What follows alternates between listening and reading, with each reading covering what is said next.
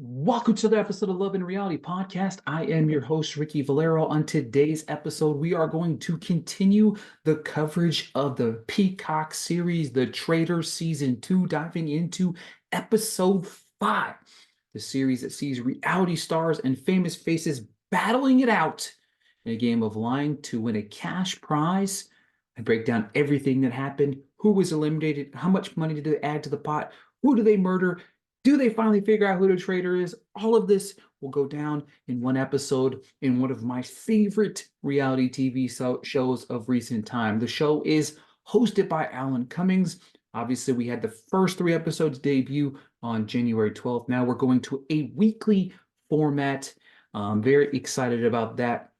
Last week was an incredible episode where we have seen 6 people eliminated. Ekin-Su, Lars the Pippin were both eliminated, and then Deontay Wilder left on his own, them two being the latest victims in the world of the Traitors. All right, folks, before we dive in, folks, I just want to send a shout out to everybody that subscribes, likes, comments, and listens to the podcast on a weekly basis. I do greatly appreciate it. Also, if you ever want to join me on a future episode of the Love and Reality Podcast, all you have to do is reach out to me on any of my social media outlets. Twitter, Instagram, and TikTok are all Ricky Valero _. They can be found in the podcast notes. Let's jump right in to episode 5 of The Traitors. Phaedra is snapping at Parvati after she had accused the housewives of really ruffling some feathers in the household. Phaedra says to the camera, because Parvati kind of apologizes, says that she didn't realize that she had affected her that much there. But Phaedra says to the camera she's willing to give her another chance. Of course, she wisely, Parvati that is, steps back from the murder scenario here and allows Phaedra to do that. They talk about Sandra being good at the game or Tamara being a loose cannon. After a back and forth here, we see that they come up with these 2 names. So, of course, everybody starts entering in breakfast. However, Peter enters breakfast and has said he's narrowed down his list and believes that Dan could be one of the traitors. That to me is something, again, that's a reoccurring thing that we hear over and over and over again about Dan. And Dan's not playing this game very good. And although he was great on Big Brother, this is a little bit of a different game. Some smarter people, maybe, I guess you can say, or other former game players playing in this season. So his name is definitely one to keep an eye out. Ultimately, Phaedra decided to wipe out one of her own housewives, with them voting to eliminate Tamara Judge. Tamara says, I hope that a housewife isn't the one that murdered me on her way out. I hate to break it to you, but it was, in fact, a housewife that eliminated you. CT asked Dan who he suspects at the table with everybody, and then Dan continues to dance around the subject, which continues to make him look like one of the traitors. My guy is not using his brain at all here. It's beginning to be very frustrating, not just for me watching, because we see these tendencies of Dan's, and it's going to start to bring that spotlight more and more on him. And then even Peter at the table says he's really onto Dan and thinks that he is one of the traitors. Kevin said he's been keeping an eye on Janelle and tells CT that he has a theory that she could be one of the traitors. Everyone is talking up Dan about him being the traitor, and Janelle says he is playing the game exactly the way he did on the Big Brother atmosphere. He's kind of starting a little soft and then slowly building something. But here, that's not the type of game that wins you a show, especially when you are one of the traitors. All right, let's go. We have today's challenge is communication. Alan splits them into 2 groups. One group will be playing inside and one group will be playing outside. However, only the outside players can win the shield, which throws the picking of sides for a loop. Splitting up teams here was a massive disaster. It's exactly as you expected. Whenever there's only shields for a certain amount of people, people are trying to save themselves. People understand that at any given time, they can be murdered and kicked out of the show and running the risk of not having that slice of the money. However, the teams must identify the bird calls with the birds spread out inside the castle. Once they make the noise, they make the noise, they go back inside, they try to find the bird, they get the bird, they bring the bird, and they add 2,500 per bird that they get correctly. So the groups have to split into pairs, and if they find the shield, they both can be saved from elimination. Out of the possibly $15,000, the team was able to snag $10,000 from the pot. And just think about this for a minute. This competition is about as funny as you think it would. A lot of people went for the shields. A lot of people, were trying to get the shields to keep themselves safe. However, there's a moment where CT is just absolutely absurd. This guy's hilarious. And we know, obviously, that he is not one of the traitors. And I think that we need to continue to make sure that he doesn't have this big target on his back, right? Which was just, to me, very, very, very, very funny. Throughout this, we see Trissell and Bergie are the ones that get the shields. So they're going to be safe from elimination. However, in a strategic play, it is announced by the team they won't reveal who has the shields. They make some moves here, and I really love it. However, of course, Dan and the traitors are freaking out because what if they try to murder a person that is safe? It might reveal some secrets. It might reveal who the traitors are. However, Peter, who we think, who's Peter? You know what I mean? Peter, he's just a guy from The Bachelor. You know what I mean? He's a nobody. However, he has enlisted a plan where he's telling people that he and Janelle have the shields. He hopes they believe him, so they try to eliminate either Bergie or Trishelle. And that will reveal who the traitors actually are. On the flip side, Janelle is overplaying her hand a little bit by saying that MJ over her playing her hand a little bit, and MJ was kind of listening to Janelle as she's ranting and raving and rambling about who's this and who's that and who's this and who that, just going hardcore at Dan. And now she goes to Dan and tells him, hey, you're on the chopping block. She's with Sherry and Sandra at the time, and Dan fights back saying he needs to spin this. Dan heads to talk to Pavarti about the heat being on him, and we get one of the cooler twists of the game. We've had some very many. This is the thing. You could stay stagnant and just relive what we saw last season on the Traitors, which was fine. Great show. But you could add some few twists in this, and they have. Alan says at the beginning of the game, and I guess I didn't notice this. He said 21 individuals have entered the house. Apparently, only 20 were in the game.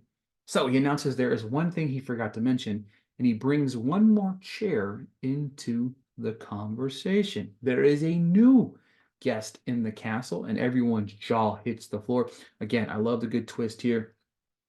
Alan said that their newest player is going to be Kate Chastain from Below Deck. She was in season 1, great game player. Came down to the wire with her. I think she was eliminated in one of the last 2 episodes, it might have been.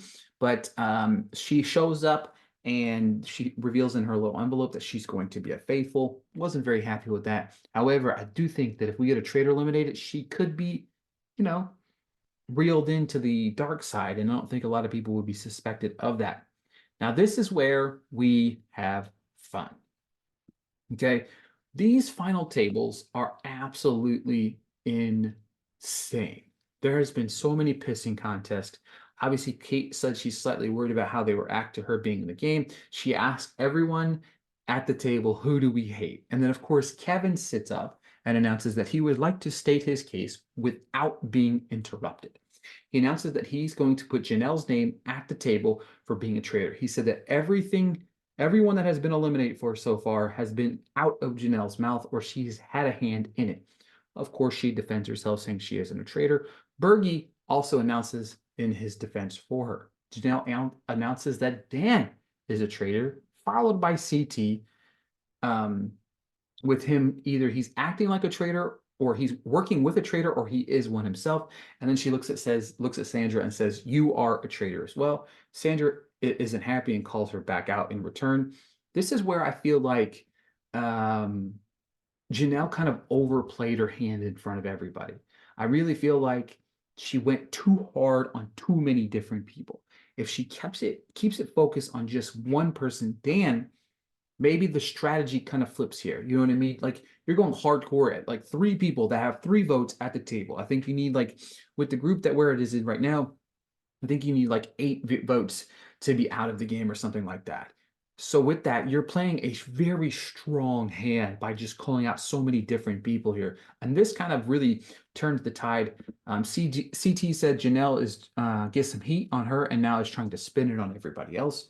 John pipes in, our famous politician here, jumps right in and goes, no, no, no, no. Everybody stop. Kevin is still the traitor. Kate goes to speak up and Kevin gets mad because she interrupts him.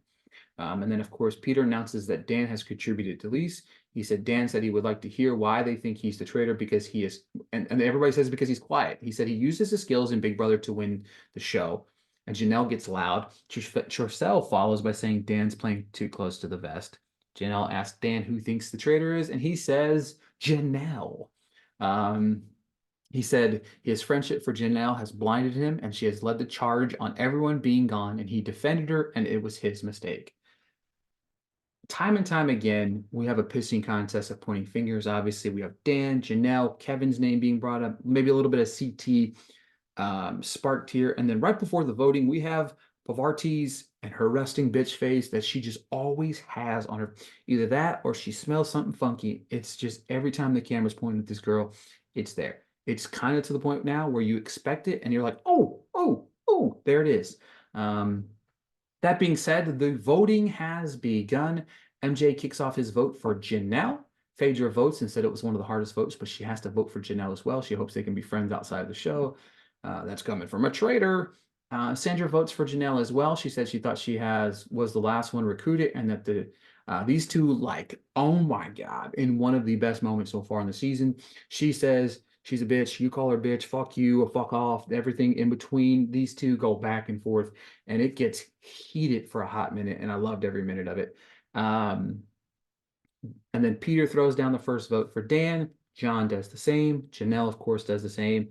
Pavarti voted for Janelle because she's been throwing people off who is the traitor.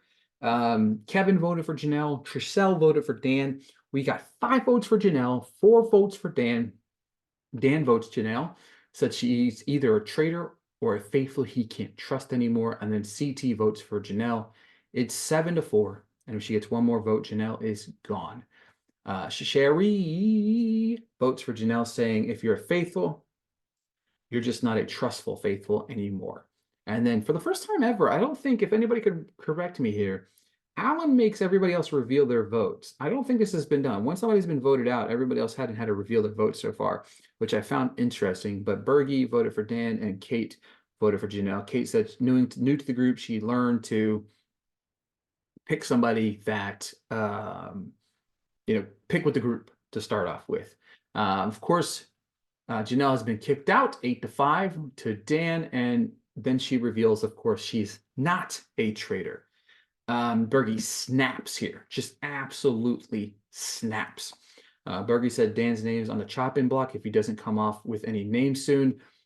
Peter tells John that he told CT, Pavarti, and Dan in confidence that he and Janelle got the shield. So if Bergie or Tricelle are the ones with, and of course, Bergie and Tricelle are the ones with the actual shields.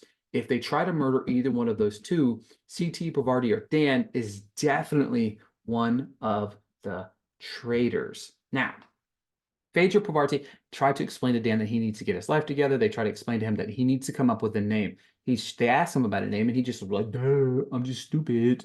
Pavarti tells them about what Peter says, that Janelle and Peter have the shield, but Dan said the same thing. But she thinks, now this is where I think that that Pavarti has played a great game, because she says point blank, I think he's lying. And she thinks that somebody else needs to be murdered outside of the people that they've been looking at. However, Dan steps up and says he has to murder Bergie. He has to. It's the point. He said it's either going to that Bergie says that if he doesn't come up with any names, that Bergie's going to eliminate him. So he said it's either going, and then of course Dan tells the cameras it's either going to win him the game or lose him the entire thing. And I completely agree, because Dan is so blinded by this one thing that for 2 straight weeks now, there's been a little bit of a sniff on Dan's tail, and he's not doing anything in his power to get him off of that.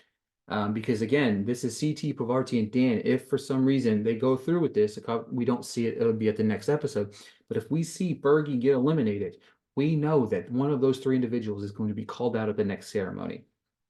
But Phaedra says she can't believe she's agreeing with this, but she's a team player. And yeah, this is going to really bite Pavarti and Dan in the ass if he does end up picking Bergie to be murdered.